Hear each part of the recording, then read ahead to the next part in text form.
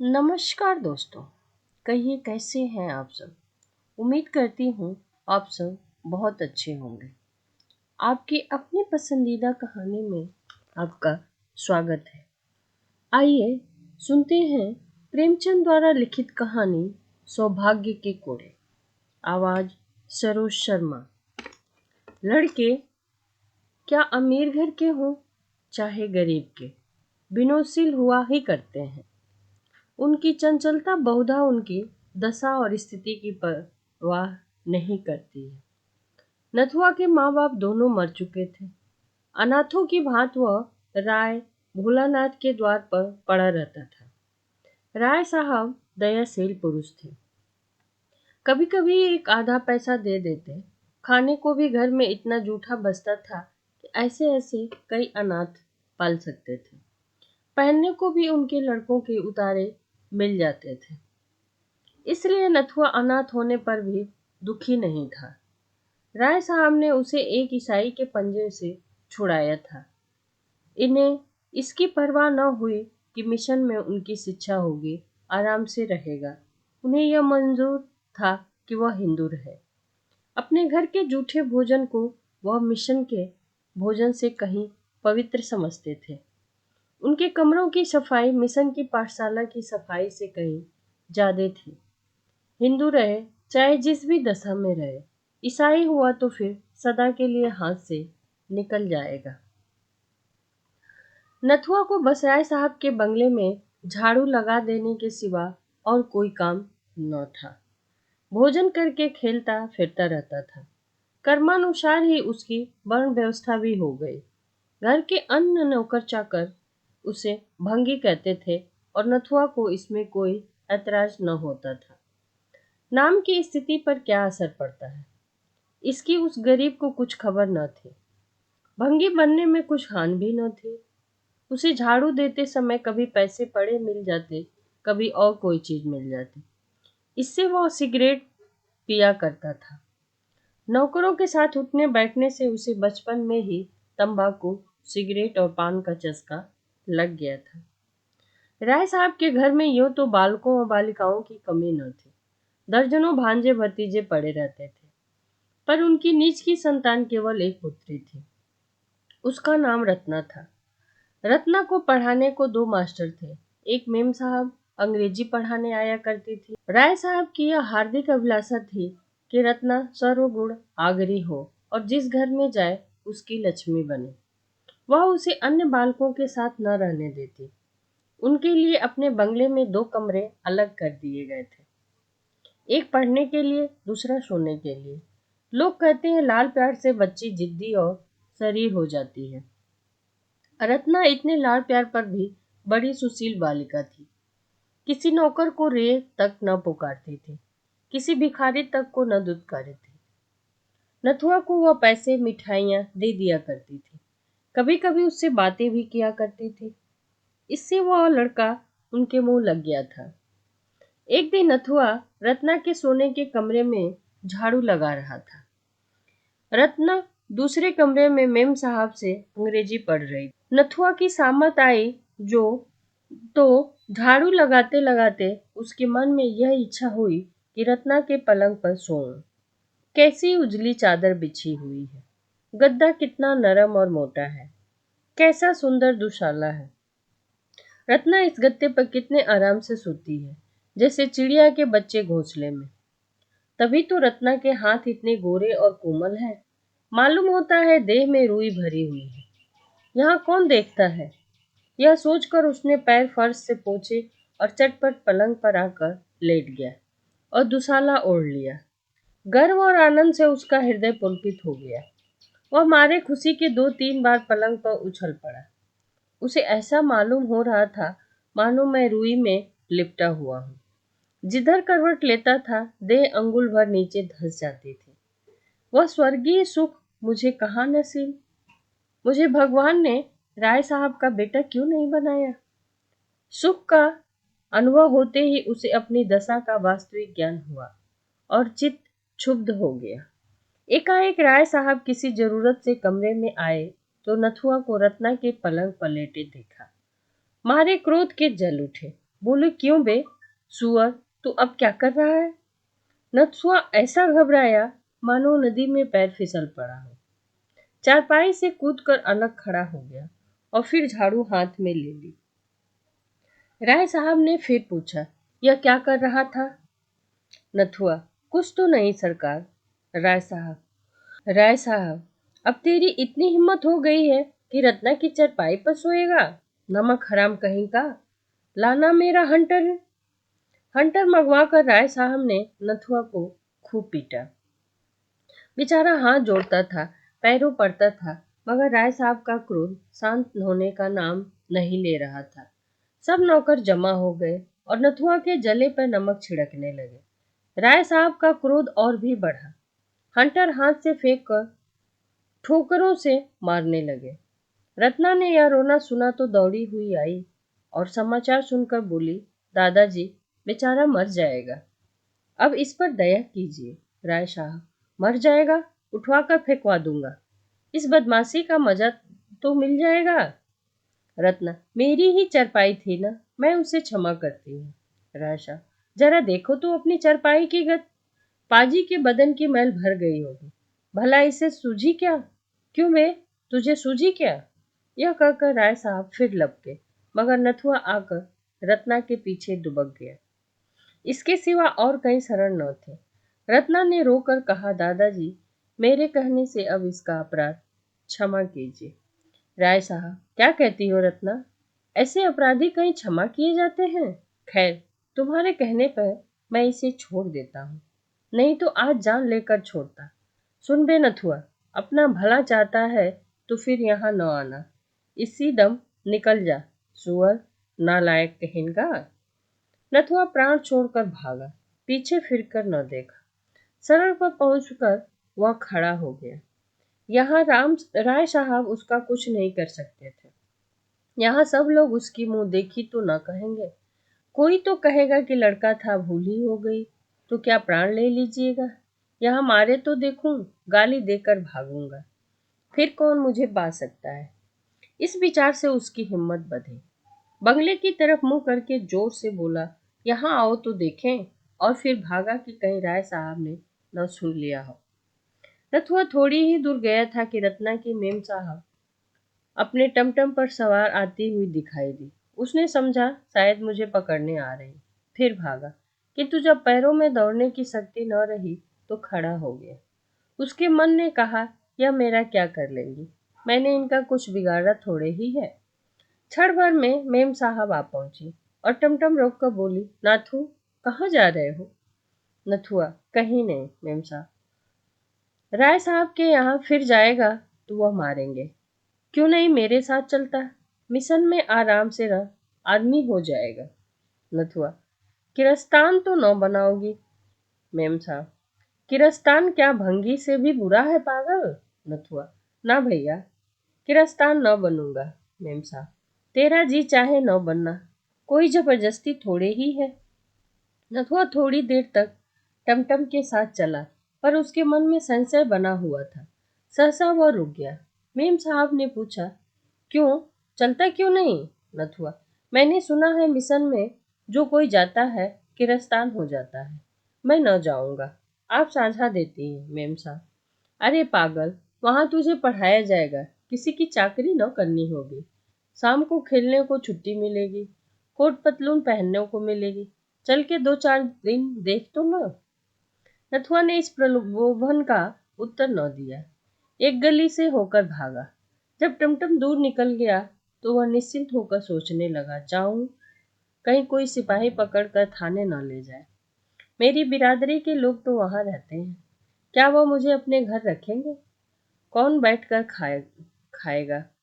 काम तो करूंगा, बस किसी को पीठ पर रहना चाहिए। आज कोई मेरी पीठ पे होता तो मजाल थी कि राय साहब मुझे यूं मारते, सारे बिरादरी जमा हो जाती, घेर लेते, घर की सफाई बंद हो जाती, कोई द्वार पे झाड़ू तक न लगाता, मेरी राय साहब भी निकल जाती। यह निश्चित करके वह घूमता फिरता भंगियों के मोहल्ले में पहुंचा। शाम हो गई थी। कई भंगी एक पेड़ के नीचे चटाइयों पर बैठे शहनाई और तबला बजा रहे थे। यह नित्य इसका अभ्यास करते थे। यह उसकी जीविका थी। गान विद्या की यहाँ जितनी छिछालेदर हुई है उतनी और कहीं नहीं हुई थी। नथुआ जाकर वहां खड़ा हो गया।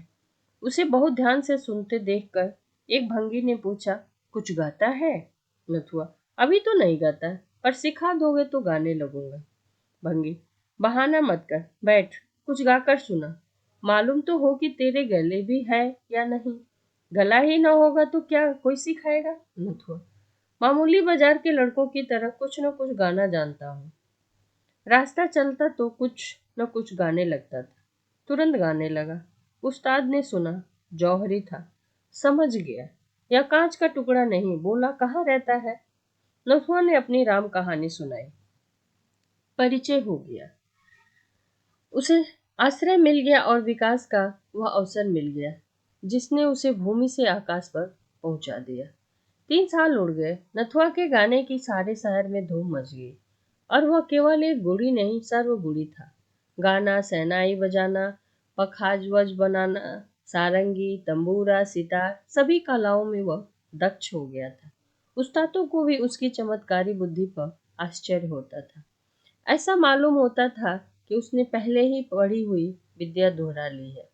लोग 10-10 सालों तक सितार बजाना सीखते रहते हैं, कहीं नहीं आता। नथुआ को 1 महीने में उसके सितारों का ज्ञान हो गया।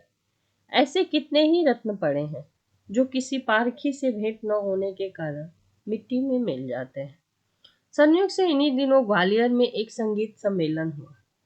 देश देशांतरों से संगीत के आचार्य निमंत्रित हुए। उस्ताद घूरे को भी न्योता मिला। नथुआ इन्हीं का शिष्य था। उस्ताद ग्वालियर चले तो नाथू को भी साथ लेते गए। 1 सप्ताह तक ग्वालियर में बड़ी धूमधाम रही। नाथूराम ने वहां खूब नाम कमाया। उसे सोने का तमगा इनाम मिला। ग्वालियर के संगीत विद्यालय के अध्यक्ष ने उस्ताद घूरे से आग्रह किया कि नाथूराम को संगीत विद्यालय में दाखिला करा दो। यहाँ संगीत के साथ उसकी शिक्षा भी हो जाएगी। घूरे को मानना पड़ा। नाथू भी राजी हो गया। नाथूराम ने 5 वर्षों में विद्यालय की सर्वोच्च उपाधि प्राप्त कर ली। इसके साथ साथ भाषा, गणित और विज्ञान में उसकी बुद्धि ने अपनी प्रखरता का परिचय दिया। वह समाज का आभूषण था। कोई उससे न पूछता था कौन जाती हो। उसका रहन सहन, तौर तरीका अब गायकों का सा नहीं, शिक्षित समुदाय का सा था। अपने सम्मान की रक्षा के लिए वह ऊंचे बड़ मालों का सा आचरण करने लगा था। मदिरा मांस त्याग दिया। नियमित रूप से संधु उपासना करने लगा। कोई कुलीन ब्राह्मण भी इतना आचार विचार न करता होगा। नाथूराम तो पहले ही उसका नाम हो चुका था। अब उसका कुछ और सुसंस्कार हुआ। वह नारा आचार्य मशहूर हो गया। साधारणतः लोग आचार्य जी कहा करते थे। राज दरबार से उसे अच्छा वेतन मिलने लगा। 18 वर्ष की आयु में इतनी ख्याति बिरले ही किसी बूढ़ी नसीब को मिलती है। लेकिन ख्याति प्रेम वह प्यास है जो कभी नहीं बुझती। वह अगस्त ऋषि की भांति सागर को पीकर भी शांत नहीं होती। महाशय, आचार्य ने यूरोप को प्रस्थान किया। वह पाश्चात्य संगीत पर भी अधिकृत होना चाहता था। जर्मनी के सबसे बड़े संगीत विद्यालय में दाखिला हो और 5 वर्षों के निरंतर परिश्रम उद्योग के बाद आचार्य की पदवी लेकर इटली की सैर करते हुए ग्वालियर लौट आया। और उसके एक ही सप्ताह के बाद मदन कंपनी ने उन्हें 3,000 रुपये मासिक वेतन पर अपनी शाखाओं का निरीक्षक नियुक्त किया। वह यूरोप जाने से पहले ही हजारों रुपए जमा कर चुका था। यूरोप में भी ओपराओं और नाट्यशालाओं में उसकी खूब आवाभगत हुई थी। कभी कभी एक दिन में इतनी आमदनी हो जाती थी जितनी यहाँ के बड़े से बड़े गवैयों को बरसों में भी नहीं होती हो। लखनऊ से विशेष प्रेम होने के कारण उससे वहीं निवास करने का निश्चय किया। आचार्य महाशय लखनऊ पहुंचे तो उनका चित्त गट हो गया। यही उसका बचपन बीता था। यही एक दिन वह अनाथ था। यही गलियों के कनकौए लूटते फिरते थे। यही बाजारों में पैसे मांगते फिरते थे। आह, यही उन पर हंटरों की मार पड़ी थी जिसके निशान अब तक बने थे। अब वह दाग उन्हें सौभाग्य की रेखाओं से भी प्रिय लगने लगे। यथार्थ में वह कोड़े की मार उसके लिए शिव का वरदान था। राय साहब के प्रति अब उसके दिल में क्रोध या प्रतिकार का लेस मात्र भी नहीं था। उनकी बुराइयां भूल गई थी, भलाइयां याद रह गई थी, और रत्ना तो उन्हें दया और वात्सल्य की मूर्ति सी याद आती थी। विपत्ति पुराने घावों को बढ़ाती है, संपत्ति उन्हें भर देती है। गाड़ी से उतरा तो छाती धड़क रही थी। 10 वर्षों का बालक 23 वर्ष का जवान शिक्षित भद्र युवक हो गया था। उसकी माँ भी उसे देखकर न कह सकती कि यही मेरा नथुआ है, लेकिन उनकी काया पलट की अपेक्षा नगर की काया पलट और भी विस्मयकारी थी। वह लखनऊ नहीं कोई दूसरा शहर लग रहा था। स्टेशन से बाहर निकलते ही देखा कि शहर के कितने ही छोटे बड़े आदमी उसका स्वागत करने को लिए खड़े हैं। एक युवती रमणी थी जो रत्ना से बहुत मिलती थी। लोगों ने उससे हाथ मिलाया और रत्ना ने उसके गले में फूलों का हार डाल दिया। यह विदेश में भारत का नाम रोशन करने का पुरस्कार था। आचार्य के पैर डगमगाने लगे। ऐसा जान पड़ा था अब नहीं खड़ा रह पाएंगे। यह वही रत्ना है। भोली भाली बालिका ने सौंदर्य, लज्जा, गर्व और विनय की देवी का रूप धारण कर लिया था। उसकी हिम्मत न पड़ी कि रत्ना की तरफ सीधी आंखों से देख सके। लोगों से हाथ मिलाने के बाद वह उस बंगले में आया जो उसके लिए पहले से ही सजाया गया था। उसको देखकर वह चौंक पड़ा। वह वही बंगला था जहां रत्ना के साथ वह खेलता था। सामान भी वही था, तस्वीरें वही, कुर्सी और मेज वही, शीशे के आलात वही, यहाँ तक कि फर्श भी वही था। उसके अंदर कदम रखते हुए आचार्य महाशय के हृदय में कुछ वही भाव जागृत हो गए जो किसी देवता के मंदिर में जाकर धर्मपरायण हिंदू के हृदय में होते हैं। वह रत्ना के शयनागार में पहुंचे तो उनके हृदय में ऐसी ऐंठन हुई कि आंसू बहने लगे। यह वही पलंग है, वही बिस्तर और वही फर्श। उन्होंने अधीर होकर पूछा, यह किसका बंगला है? कंपनी का मैनेजर साथ था। बोला, एक राय भोलानाथ है, उन्हीं का है। आचार्य, राय साहब कहाँ गए? मैनेजर, खुदा जाने कहाँ चले गए। यह बंगला कर्ज की इल्लत में नीलाम हो रहा था। मैंने देखा हमारे थिएटर से करीब है। अधिकारियों से खतो किताब की और इसे कंपनी के नाम खरीद लिया। 40,000 में यह बंगला सामान समेत मिल गया। आचार्य, मुफ्त मिल गया तुम्हें?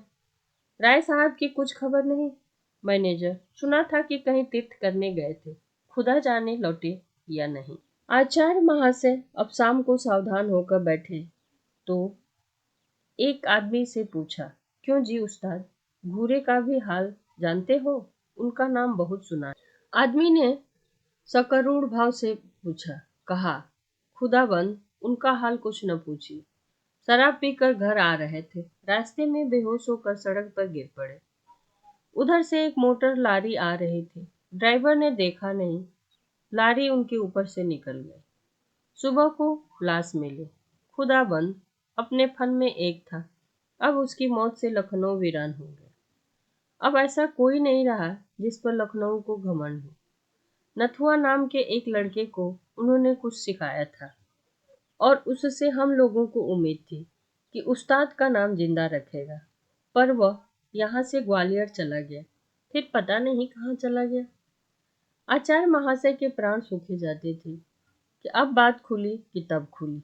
दम रुक गया था, जैसे कोई तलवार लिए सिर पर खड़ा हो। वारे सकुशल खड़ा चोट खाकर भी बच गया। आचार्य महाशय उस घर में रहते थे, किंतु उसी तरह जैसे कोई नई बहू अपने ससुराल में रह रही हो। उनके हृदय से पुराने संस्कार न मिटते थे। उनकी आत्मा इस यथार्थ को स्वीकार न करती कि अब यह मेरा घर है। वह जोर से हंसते तो सहसा चौंक पड़ते।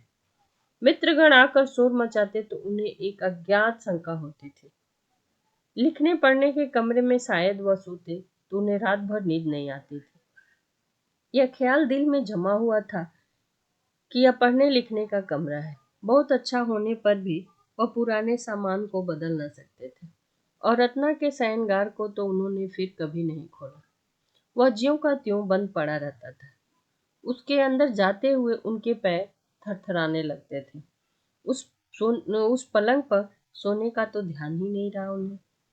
लखनऊ में कई बार उन्होंने विश्वविद्यालय में अपने संगीत का चमत्कार दिखाया। किसी राजा रईस के घर अब वह गाने न जाते थे, चाहे कोई उन्हें लाखों रुपए ही क्यों न दे दे। यह उनका प्रण था। लोग उनका अलौकिक गान सुनकर अलौकिक आनंद उठाने लगे। एक दिन प्रातःकाल आचार्य महाशय संध्या से उठे थे कि राय भोलानाथ उनसे मिलने आए। रत्ना भी उनके साथ थी। आचार्य महाशय पर रोब छा गया।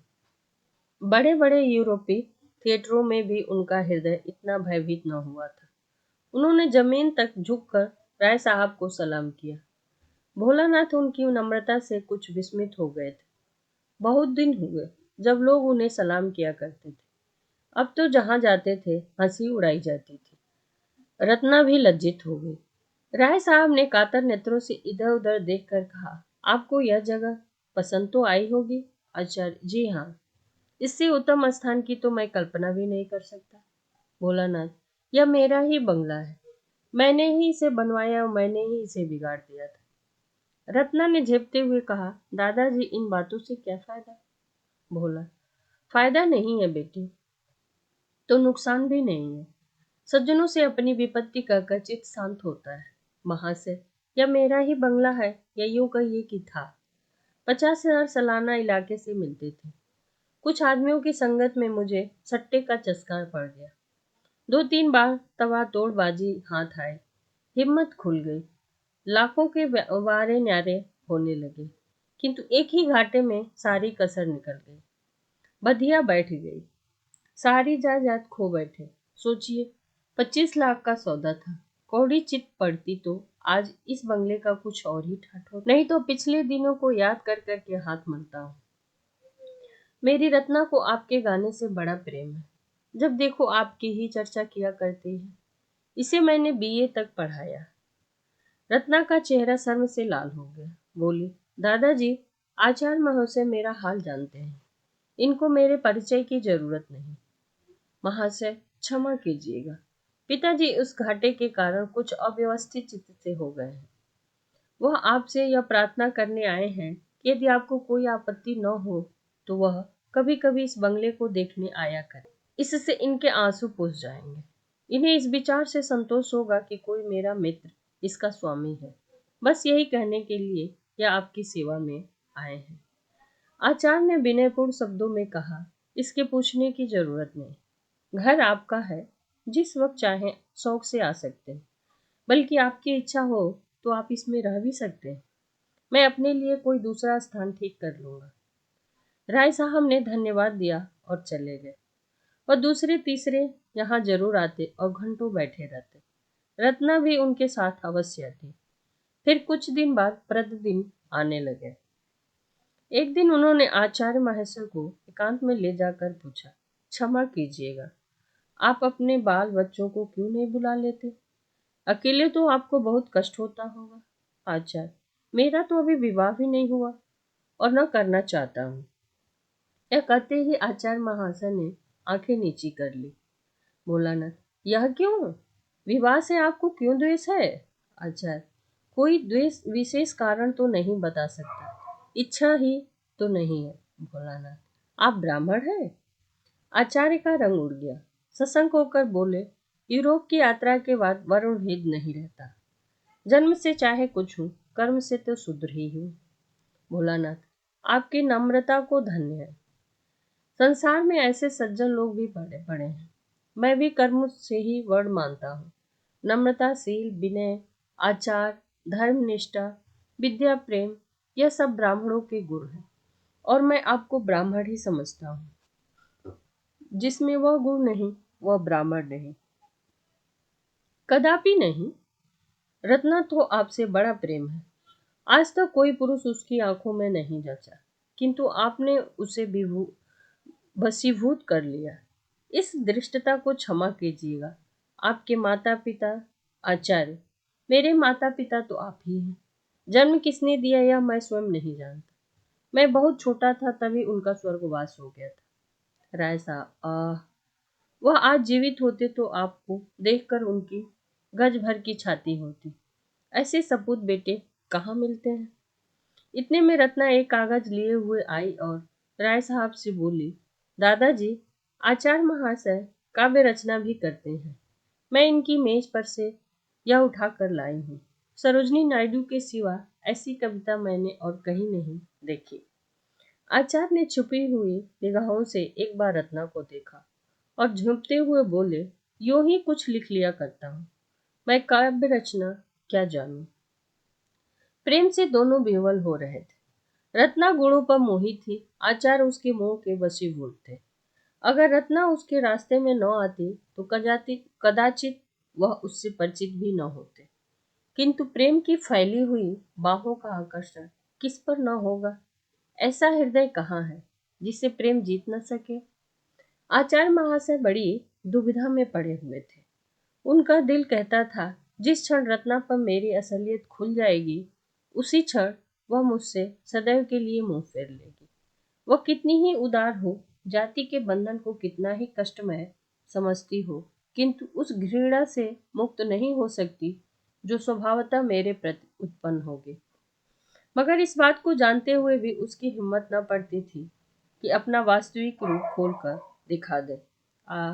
यदि घृणा ही तक होती तो कोई बात न थी, मगर उसे दुख होगा, पीड़ा होगी, उसका हृदय दिखा दे, उसका हृदय विदर्ण हो जाएगा। इस दशा में न जाने क्या कर बैठेगी।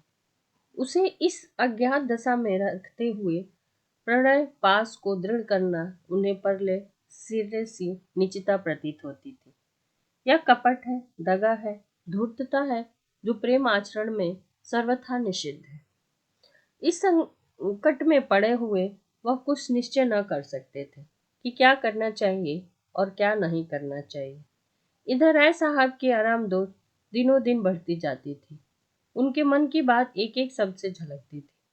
रत्ना का आना जाना बंद होता जाता था, जो उनके आशय को और भी प्रकट करता था। इस प्रकार 3-4 महीने व्यतीत हो गए। आचार्य महाशय सोचते, यही राय साहब हैं जिन्होंने केवल रत्ना की चारपाई पर जरा देर लेटे रहने के लिए मुझे मारकर घर से निकाल दिया था। जब उन्हें मालूम होगा कि मैं वही अनाथ, अछूत, आश्रयहीन बालक हूँ, तो उन्होंने कितनी आत्मवेदना, कितनी अपमान पीड़ा, कितनी लज्जा, कितनी दुराशा और कितना पश्चाताप होगा। एक दिन राय साहब ने कहा, विवाह की तिथि निश्चित कर लेनी चाहिए। इस लग्न में मैं इस ऋण में पूर्ण हो जाना चाहता हूँ। आचार्य महाशय ने बात का मतलब समझकर भी प्रश्न किया, कैसी तिथि? यही रत्ना के विवाह की। मैं कुंडली का तो कायल नहीं, पर विवाह तो शुभ मुहूर्त में ही होगा। आचार्य भूम की ओर ताकते रहे, कुछ न बोले। राय साहब, मेरी अवस्था तो आपको मालूम ही है। कुछ कन्या के सिवा और किसी योग्य नहीं हूँ। रत्ना के सिवा और कौन है जिसके लिए उठा रखता। आचार्य विचारों से मग्न थे। राय साहब, रत्ना को आप स्वयं जानते हैं। आपसे उसकी प्रशंसा करनी व्यर्थ है। वह अच्छी है या बुरी, उसे आपको स्वीकार करना ही पड़े। आचार्य की आंखों से आंसू बह रहे थे। राय साहब, मुझे पूरा विश्वास है कि आपको ईश्वर ने उसी के लिए यहाँ भेजा है। मेरी ईश्वर से यही प्रार्थना है कि तुम दोनों का जीवन सुखी से कटे। मेरे लिए इससे ज्यादा खुशी की और कोई बात नहीं। इस कर्तव्य से मुक्त होकर इरादा है कुछ दिन भगवत भजन करूं। गौण रूप से आप ही उस पल के भी अधिकारी होंगे। आचार्य ने अरुद्ध कंठ से कहा, महाशय, आप मेरे पिता तुल्य हैं, पर मैं इस योग्य कदापि नहीं हूँ। राय साहब ने उन्हें गले लगाते हुए कहा, बेटा, तुम सर्वगुण संपन्न हो, तुम समाज के आभूषण हो। मेरे लिए यह महान गौरव की बात है कि तुम जैसा दामाद पाऊं। मैं आज तिथि 8 ठीक करके कल तुमको सूचना देता हूँ। यह कहकर राय साहब उठ खड़े हुए। आचार्य कुछ कहना चाहते थे, पर मौका न मिला। यूं कह हिम्मत न पड़ी। उनका मनोबल न था, घृणा सहन करने की उनकी शक्ति न थी। विवाह हुए महीना भर हो गया। रत्ना के आने से पति गृह उजाला हो गया है और पति हृदय पवित्र। सागर में कमल खिल गया है। रात का समय था। आचार्य महाशय भोजन करके लेटे हुए थे, उसी पलंग पर जिसने किसी दिन उन्हें घर से निकलवाया था, जिसने उनके भाग्य चक्र को परिवर्तित ही कर दिया था। महीना भर से वह अवसर ढूंढ रहे थे कि वह रहस्य रत्ना को बतला दें। उनका संस्कारों में से दबा हुआ हृदय यह नहीं मानता कि मेरा सौभाग्य मेरे गुणों ही का अनुग्रह है। वो अपने रुपयों को भट्टी में पिघलाकर उसका मूल्य जानने की चेष्टा कर रहे थे, किंतु अवसर नहीं मिला। रत्ना ज्यों ही सामने आ जाती, मंत्रमुग्ध हो जाते। बाद में रोने कौन जाता है? रोने के लिए तो अंधेरी कोठरी ही काफी है। इतने में रत्ना मुस्कुराती हुई कमरे में आई। दीपक की ज्योति बंद पड़ गई। आचार्य ने मुस्कुराकर कहा, अब चिराग गुल कर दूं ना? रत्ना बोली, क्यों? क्या मुझसे शर्म आती है? आचार्य, हाँ, वास्तव में शर्म आती है। रत्ना, इसलिए कि मैंने तुम्हें जीत लिया? आचार्य, नहीं, इसलिए कि मैंने तुम्हें धोखा दिया। रत्ना, तुम में धोखा देने की शक्ति नहीं है। आचार्य, तुम नहीं जानती, मैंने तुम्हें बहुत बड़ा धोखा दिया है। रत्ना, सब जानती है। आचार्य, जानती हो मैं कौन हूँ? रत्ना, खूब जानती हूँ, बहुत दिनों से जानती हूँ। जब हम तुम दोनों इसी बगीचे में खेला करते थे, मैं तुमको मारती थी और तुम रोते थे। मैं तुमको अपनी जूठी मिठाइयाँ देती थी और तुम दौड़ कर लेते थे। तब भी मुझे तुमसे प्रेम था। हाँ, यह दया के रूप में व्यक्त होता था। आचार्य ने चकित होकर कहा, रत्ना, यह जानकर भी तुमने? रत्ना, हाँ, जानकर ही। न जानती तो शायद न करती। आचार्य, यह वही चरपाई है? रत्ना, और मैं घाते में। आचार्य ने उसे गले लगाकर कहा, तुम क्षमा की देवी हो। रत्ना ने उत्तर दिया, मैं तुम्हारी चेरी हूँ। आचार्य, राय साहब भी जानते हैं? रत्ना, नहीं, उन्हें नहीं मालूम है। उनसे भूल कर भी न कहना, नहीं तो वह आत्मघात कर लेंगे। आचार्य, वह कोड़े अभी तक याद है? रत्ना, अब पिताजी के पास उसका प्रायश्चित करने के लिए कुछ नहीं रह गया। क्या अब भी तुम्हें संतोष नहीं हुआ? धन्यवाद दोस्तों। कहानी अच्छी लगी हो तो चैनल को लाइक, कमेंट्स, शेयर और सब्सक्राइब करना ना भूलें। दोस्तों, ये जीवन बहुत ही अनमोल है। अपना ध्यान रखें, स्वस्थ रहें, मस्त रहें और खुश रहें। सबसे प्रेम से, सहृदय से, हमेशा खुश मिजाज से बात करें। धन्यवाद।